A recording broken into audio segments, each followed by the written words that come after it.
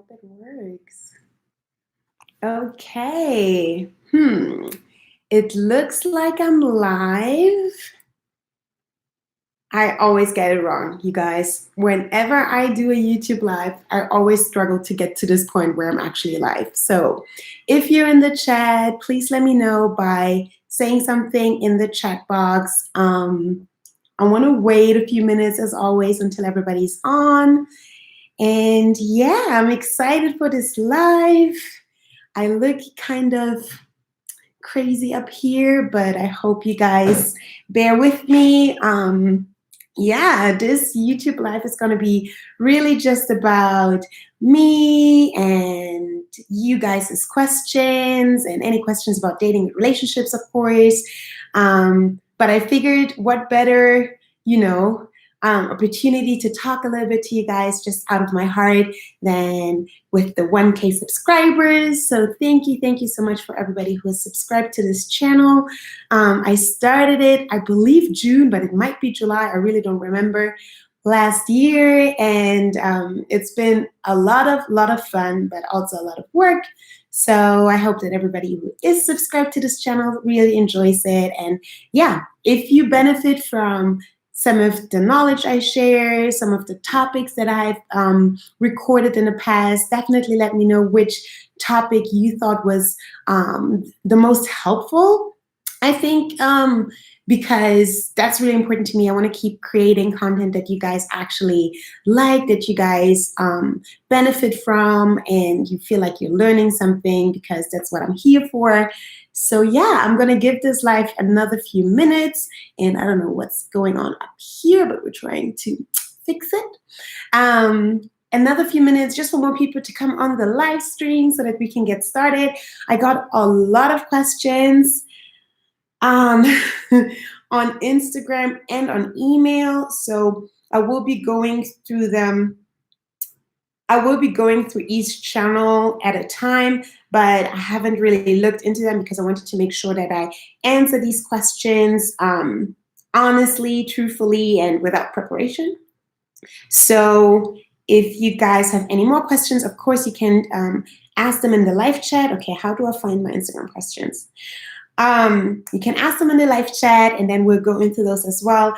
I really hope that we will get there, because it's so many questions. I don't know if we're going to make it, because I like to keep these live streams under 30 minutes. So we will, okay, I found them. I think I found them. No, actually email is going to go first, because I have a lot of kind of personal questions that I want to talk about first, and then we're going to go to Instagram, and then we're going to go into a few questions that I got about the business side, and just about Q&As about dating and relationship that I definitely want to get to. Okay, so if you're in this chat, please let me know. Say something in the live chat box so that we can, just share and find out where everybody's tuning in from. I just realized this morning that I'm now officially not on Eastern Standard Time anymore, so that's kind of annoying. But it's 7 p.m. here, so it's okay. But I wish I was on the same time zone than you guys. That would make my life easier for sure. So yeah, just share in the chat box where you're from, where you're tuning in from, and yeah, maybe one thing that you really want to know in this live chat, and then we'll get started. Okay, I hope this stays open as I scroll to my email. Oh, I actually will have to check my emails here, but that's okay. Great. So this live Q&A, I want to start off by just talking a little bit about me, because I know that a lot of you guys are just YouTube subscribers. So you might not be familiar with my blog. You might not know the newsletter. If you're my newsletter, then you know that I talk a lot about personal stuff and just stuff that's going on in my life. I currently live in Medellin, Colombia. I moved here in September because I really wanted to focus on the business, and cost of living in Medellin is really cheap, so that was perfect for me. I'm originally from Germany. I haven't lived in Germany in quite a long time. I've been kind of I do have two nephews as well. My older sister has two boys. They're so cute. And do I miss my family? Yes, I miss my family for sure.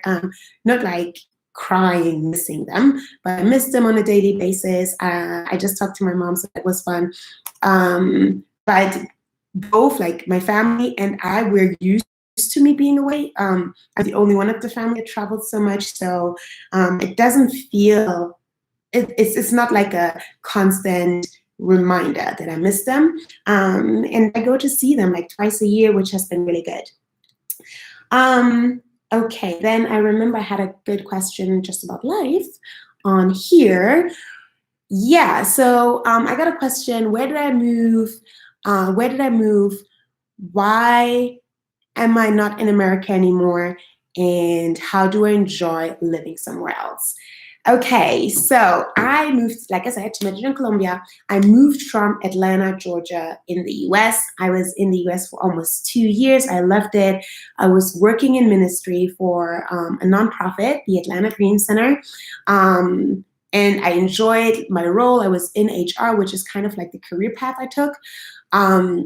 But then after those 2 years, my visa was up. So we tried to renew it. It didn't work, unfortunately. And that's why I left. I didn't mind at first because I was very aware of the fact that God had called me into a season of entrepreneurship. But it was definitely a hard time not being able to stay because I love Atlanta. That's where I want to end up eventually. So if you have any, just plugs of how to get me there, let me know. Yeah, so that's why I left Atlanta. I'm now in Colombia. I'm not sure how long I will stay in Colombia. I've been here for almost 6 months, which is so surreal. But I do think I might leave by the end of April and just see if I want to go somewhere else in South America or eventually just travel to a totally different place. Okay, so that was good. Oh, and then I had another question which says, how do I like being a full-time entrepreneur?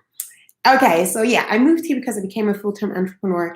It was a roller coaster of emotions. I love it, but one thing that I realized is that when your passion becomes your main source of income, it changes the dynamic because now there's so much pressure on that side hustle to make like good money. And, like when it's just your passion project, you kind of can be creative and productive as you like.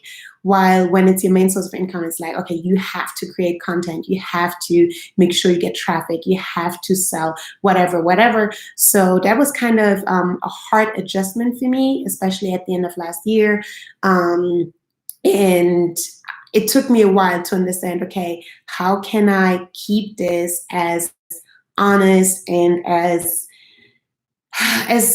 truthful as possible, but at the same time, see it as a real business. How did you start your blog? What tips can you give someone that is just getting started? That's a really good question. I started my blog in 2017, and I started. This was the second. My first blog had been like a travel blog, which was very successful as well. I ended up shutting it down last year, but when I started this blog, JustineFalama.com, check it out. That's where you get some good content and also some good resources. I was very aware that that content needed to be very strategic, very informative. It wasn't really just me talking about the things I experienced, but actually make sure that it's research. And the way to start a blog is like that. If you want your blog to be profitable and to be able to monetize that blog, you have to make sure that you have a plan in place. Let's say that you understand your target market, you understand the channels you want to use to drive traffic to that blog, that you understand how to provide value, because that's really what people come to your blog for.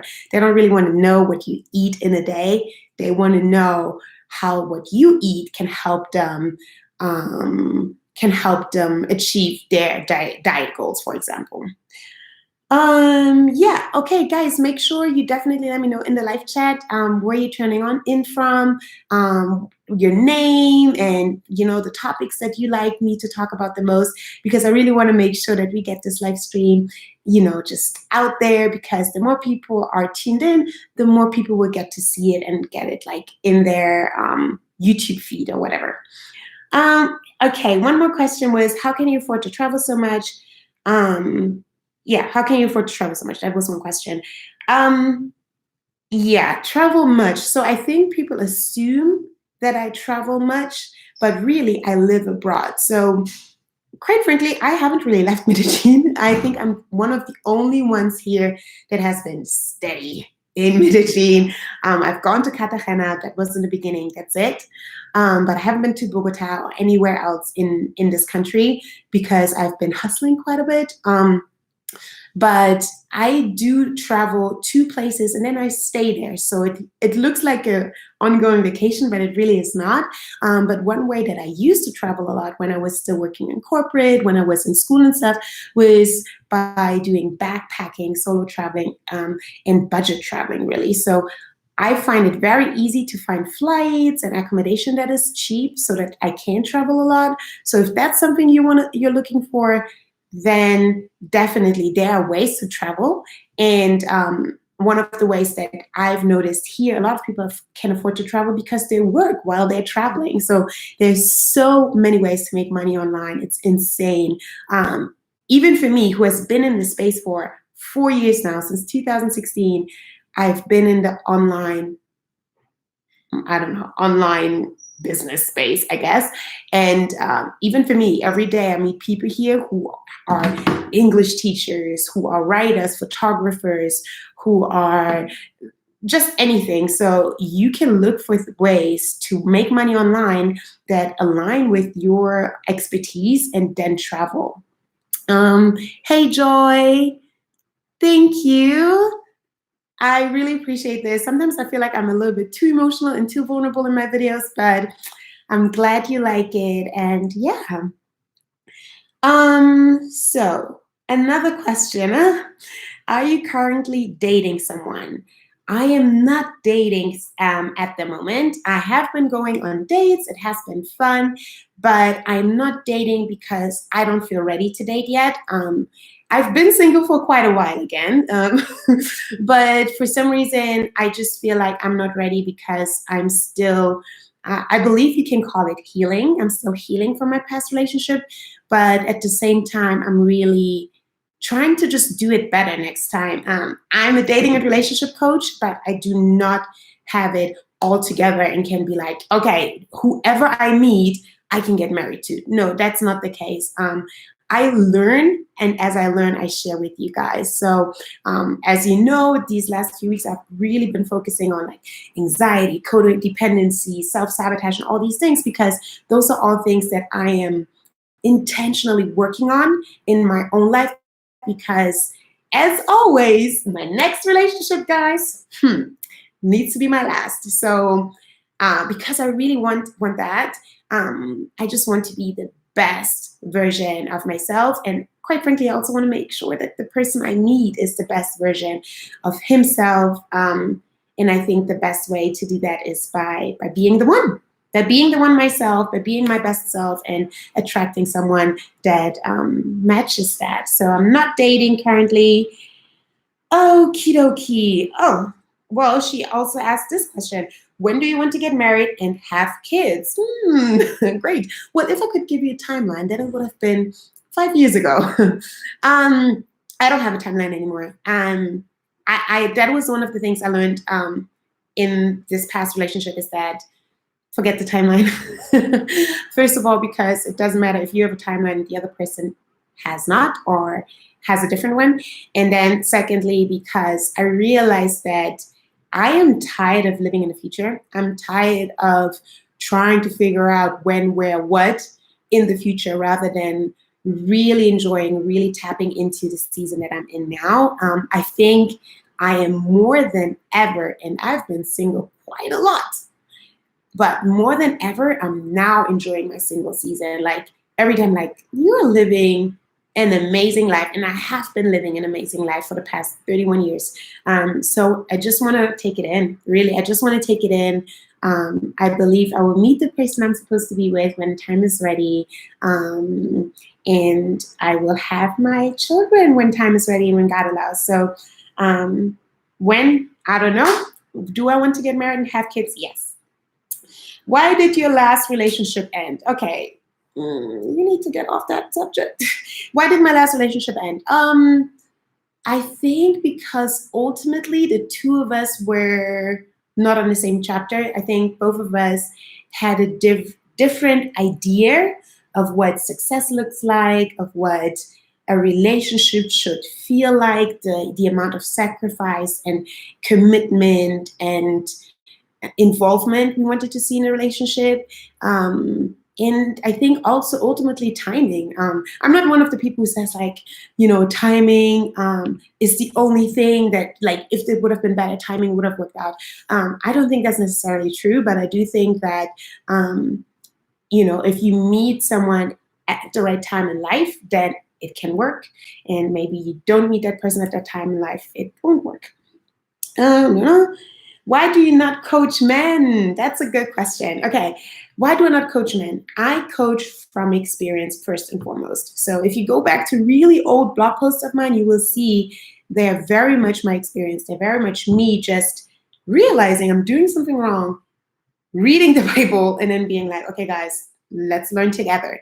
Now that I'm a certified dating and relationship coach, obviously I teach from knowledge as well.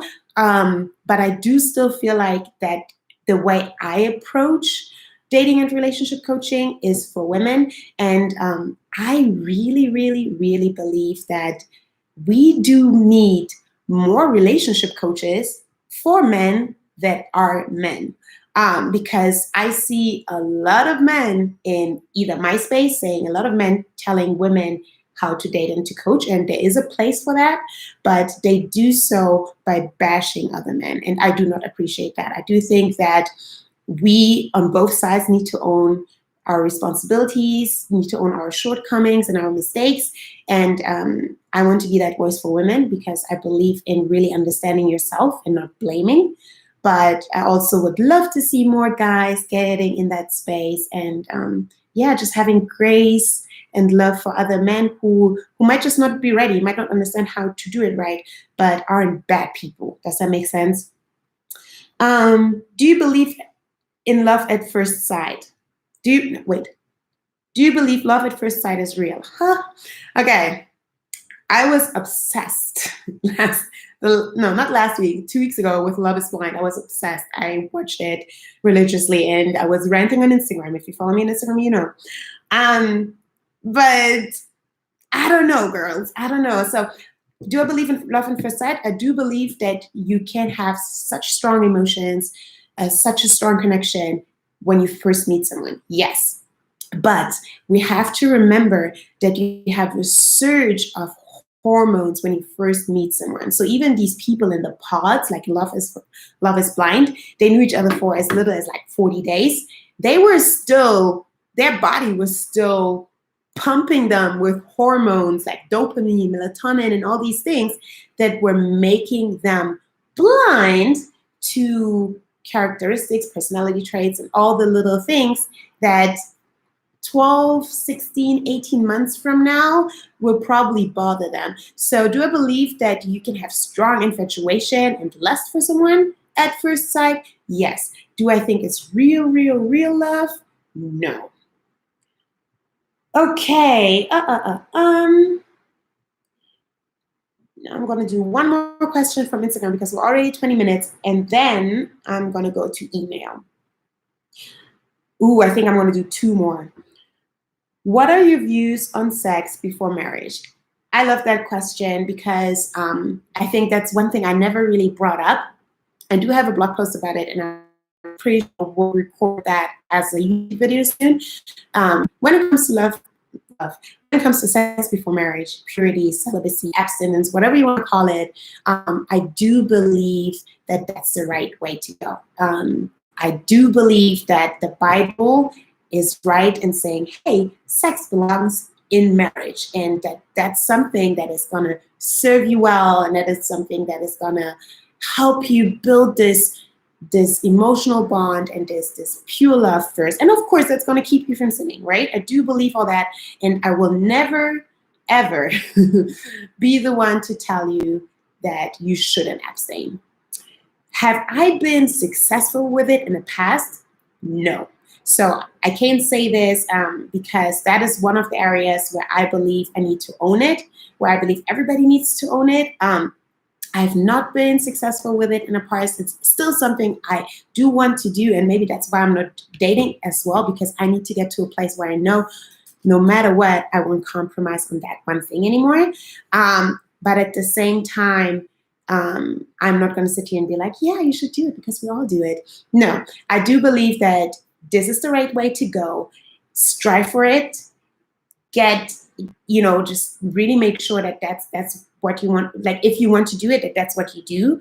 And at the same time, I know how hard it can be to abstain from sex when you're in an intimate relationship, especially if not both people are on board. That's something I've learned. If not both people are on board, there really is no compromise, because you don't want anyone to resent you. You don't want to be the one giving up. You don't want them to be the one abstaining if they don't want to abstain. So that's really something you have to decide for yourself. But at the same time, also be mindful that, yeah, the Bible tells us to abstain from sex, and it is the right way to go. Yeah. And then the other question that I wanted to say is, do you ever struggle with depression or anxiety, and how do you deal with it? Yeah. So, because I'm not trying to cry on this live stream, I'm just going to keep it very brief. Do I struggle with depression and anxiety? I do not want to self-diagnose myself, because I think it would be disrespectful to the people who do struggle with it. Have I had times of anxiety and depression? Yes. And actually, as lately as at the beginning of this year. The beginning of this year was so hard, so painful. I have never felt like this, like a panic attack, basically. And I've touched and seen a little bit, like, the glimpses of what people that have anxiety or depression must go through. And I don't wish it on anybody. I don't wish it on myself anymore. I've done a lot of work since then, to a point where I can really say I feel good again. At the end of last year, beginning of the new year, I was at home in Germany, and I was just feeling so down. I was just not joyful. And if you know me, I'm a joyful person. So it was very, very hard. There we go. To the point that I had to take gamma-3 tablets. If you guys know it. Okay, this is not going to work, guys. Sorry. If you know, gamma-3 tablets are like pills that help you just to uplift your mood. I need to take them because I'm a happy person. So for me to go around being depressed, being downcast, and all these things was really hard. And thankfully, it helped. I think I took them for like 2-3 weeks. I was so blessed to be at home with all my friends, all my family, pouring into me, being part of just this hard season. And now I feel good again. So yeah, do I go through times of anxiety and depression? Absolutely. And how do I deal with it? I am very intentional with my mental health. I've always been. I think in the past I just didn't know that was a thing, but I've always been very intentional. I read books. I do watch a lot of videos. I watch a lot of YouTube. I did enter like some type of challenge, like mental health challenge at the beginning of the year, which really helped. I pray a lot. I have my small group. I have my Bible study and all these things. I have a great, great, great support system. Even overseas, I have people checking in on me all the time on FaceTime. So yeah, community is big. And then really getting to understand yourself. I think a lot of people really underestimate the power of journaling, the power of writing out your thoughts and really understanding what is going on. Don't allow your thoughts to just take over and run your life. You need to make sure you understand them and that you put them into place, okay? put them in their place. Okay, now I'm gonna go to the questions I received per email. It's already 25 minutes in, y'all. I'm really sorry, but we're gonna get there. And okay, so I love following you on Instagram. I'm really scared that you guys can see me while on my email at the same time, just in case. Okay, I love following you on Instagram. Your travels are so brave and inspiring. Will you be posting travel vlogs on YouTube? Huh? Okay, well, thank you. If you don't follow me on Instagram, follow me there because I actually love my Instagram stories. I am so like, honestly, guys, I'm funny. I'm really, really funny on Instagram. My stories are hilarious. Maybe it's because I, live by myself. I'm doing the solo travel thing, so I have to entertain myself. And thank you, brave and inspiring or crazy, call it whatever you like, but thank you. Will I be posting travel vlogs on YouTube? No. It's a good question, but I have a very easy answer. I will not be posting travel vlogs on YouTube. I got a question the other day if I will be posting makeup tutorials on YouTube. I don't know why I would, because this makeup is definitely not beat. But no, I will stick to only dating and relationship content. If you know anything about YouTube, then you might understand that it works with an algorithm and it works with searchability. So if you post too many different topics on your YouTube, you actually diminish its reach. So I will stick to the type of content I have been posting for a while. As you can tell from my last few videos, I've already kind of like strayed away a little bit from just Christian dating advice, and I'm going into like behavioral science and psychology a little bit now, but I'm going to try to stick to these topics just so that the people who need to see these videos get to see them because it appears in their search and appears in their timeline, in their feed. I like making videos, and that's again why I enjoy stories so much. I don't like editing, so even that, I don't like editing. It takes a lot of time, but I could see myself, don't hold me accountable now, but I could see myself having a totally different YouTube channel down the line, years down the line, which is like, more of like a personal channel. Who knows, I might have my own little family and then I can do like these little family vlogs like people do. But yeah, I could see that happen, but it's not going to be on this channel, I'm pretty sure. That was what's up. So yeah, that's one thing. Let me just turn this off. Good. Then next question, and it's only a few more, which is great. Awesome. So now we kind of like, I think you guys know as much as you need to know about me now. I hope that answered most of what you guys wanted to know about my life. Let's get into questions that actually help you guys. Okay. Does God have a specific guide for someone? Really good question. Does God have a specific guide for someone? I'm just going to assume that talks a little bit about like the soulmate conversation. Like, is there only one person and one person only? Do I believe there's only one person and one person only? No, because we live in a world with 7 billion people. And nowadays, you might meet someone who lives in Kazakhstan. If you don't know where Kazakhstan is, it's cold. It's by Russia. But yeah, I don't believe it. I think that there are multiple people that you are compatible with in this world. Do I think that God has a perfect plan how you will meet the person? Yes, but I don't think that there's just one specific guy, and if this person dies early, then you are doomed to live on your own forever. When is the right age to be in a relationship and to get married? Really good questions, because I have a lot of teenagers that follow me, that write me emails, and I don't know how old you are, but I like the question because a lot of times I hear people say, oh, I'm 17, I'm 19, I'm 21, I've never been in a relationship. And I think that's totally fine. I think my first relationship was 16, 17. Yeah, is canceled. Like, doesn't really matter. But anyways, it was, like, I think a good teenage age. But do I feel like I could have just gone straight to my last relationship without ever dating anyone else? Absolutely. So you're not missing out. At the same time, when it's the right age to be in a relationship and to get married, it really depends.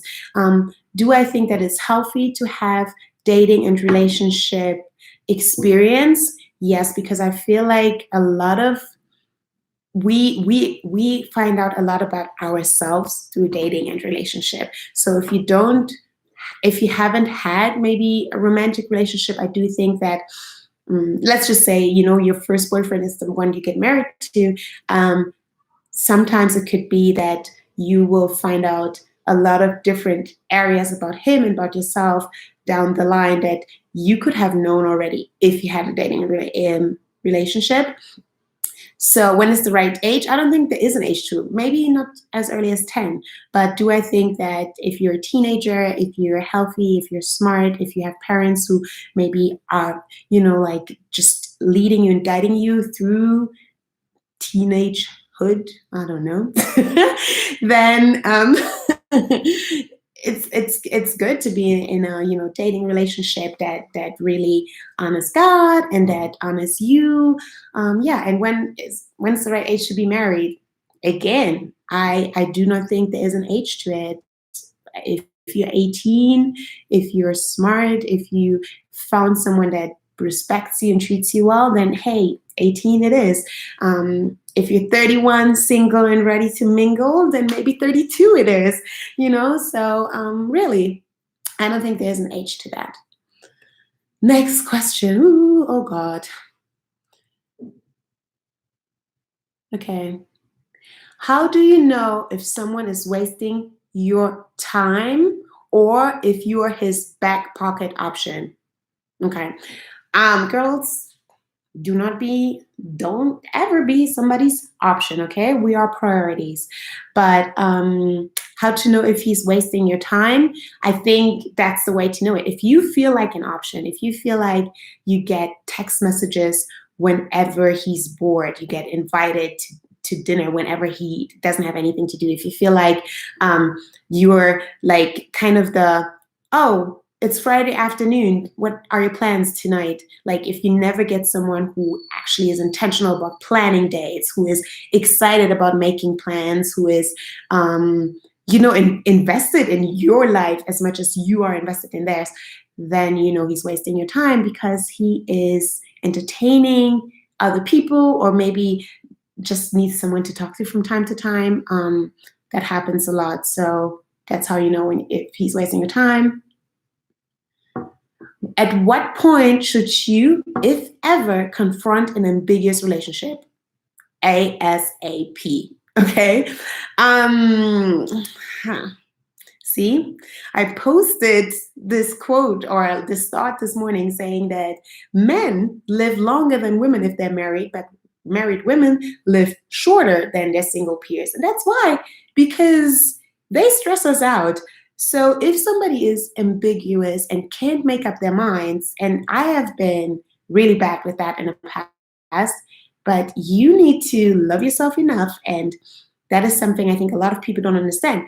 Part of loving yourself as a woman means to do what feels good to you. So if he's so ambiguous that you are anxious, you're stressed, and you feel like all you think about is him and how he cannot make up his mind, then love yourself and confront him or end the thing right away. So yes, I think you definitely need to confront an ambiguous relationship, and you need to do it as soon as you don't feel good anymore, as soon as you have lost your peace in the relationship. Okay, you have a lot of questions, but I can't answer them all, so I will have to move on to someone else's question. Ooh, okay, there's this guy. He loved me so much, but he lied to me about his age. Oh yeah, I saw this one earlier. He loved me so much, but he lied to me about his age. I'm older than him by 2 years. I felt betrayed and ashamed because he lied to me. Was it right to end the relationship? Okay, so there was more to the email. You guys don't know, but there was more. And if you send me an email, please make it short, not like long. But was it right to end the relationship? I think in your case, it wasn't, because in the email, I could tell that you were more upset about the fact that he was younger than you were upset about the fact that he lied. I mean, I think the lying did play a role, and I do understand that if somebody lies to you, it's annoying, it's hurtful, it's disrespectful. But sometimes, especially in this case, he might have lied just to make sure that you don't dismiss him as at the first meeting or whatever. So should he have told you down the line? Absolutely. And I don't know how it came out, but I don't think it's a reason to end the relationship. I think the lying is a reason to have a serious conversation and be like, lay it all out. What else did you lie about? But if he's younger than you by 2 years, that's not the end of the world. I used to have my issues with it, but I've seen a lot of couples where this actually works really well. So I'm like, these young boys. But so yeah, I think the age difference is not such big of a deal to end the relationship unless you really can tell that the person is just not mentally, emotionally where you want them to be. But other than that, Next question. I met a godly man. In the beginning, he talked about a future together. Now he wants to take it slow and only be friends. He usually texts me, which I don't like that much. How can I tell if I'm in a situationship? I really love this question because I know a lot of you guys find me through my situationship videos. So I know that's a question that comes up a lot. How can you tell if you're in a situationship? I want to make one thing clear. If you're in a situationship, it's because you subconsciously agreed to it.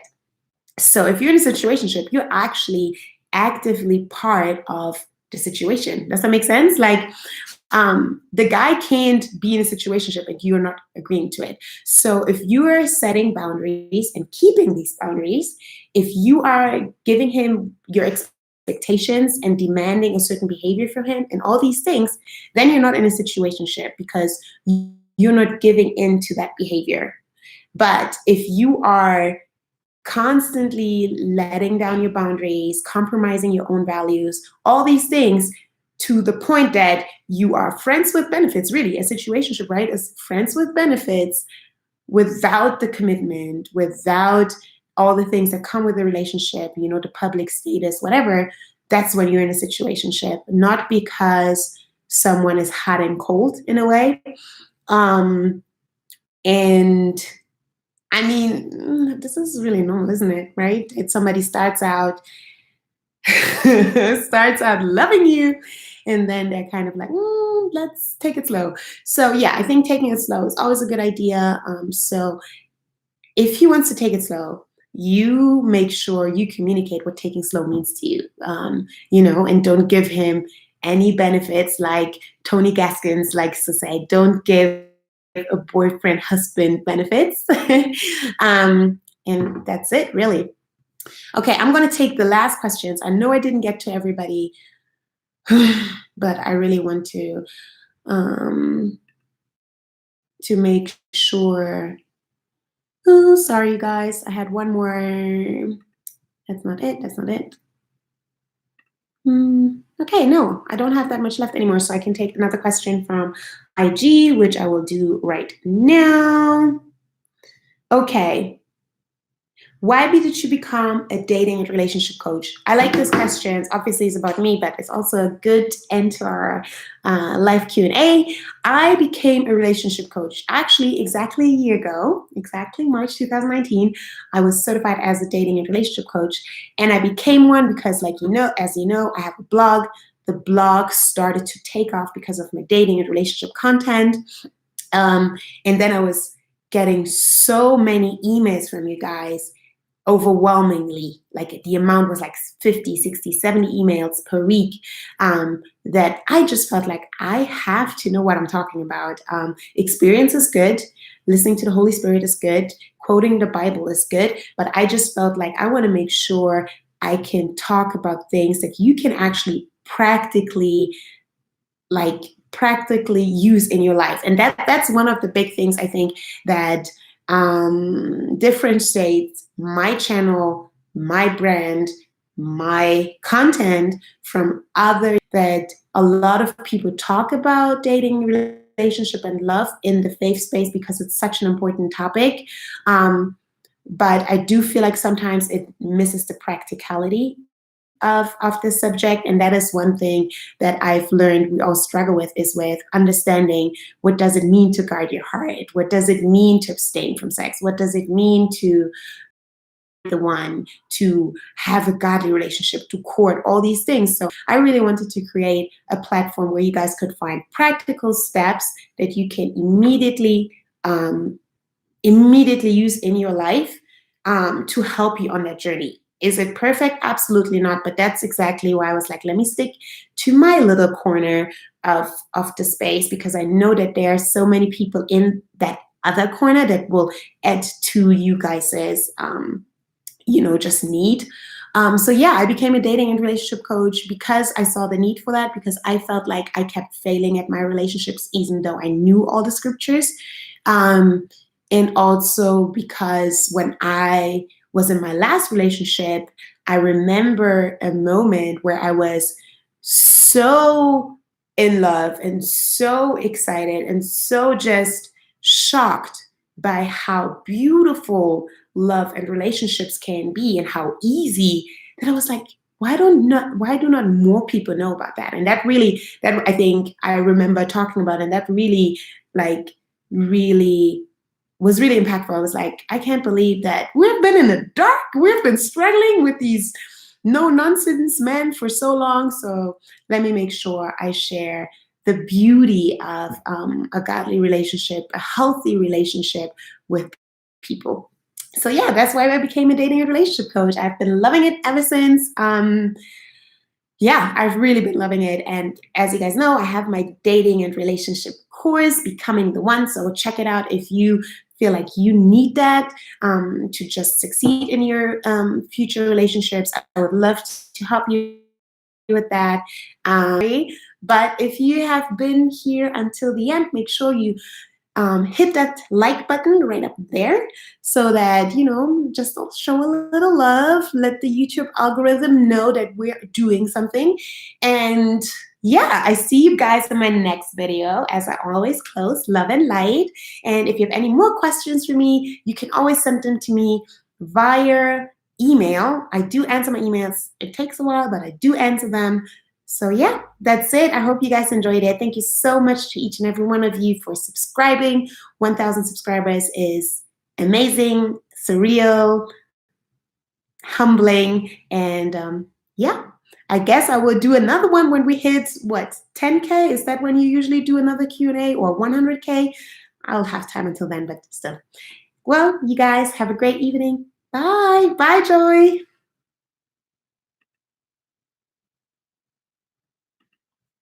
End stream.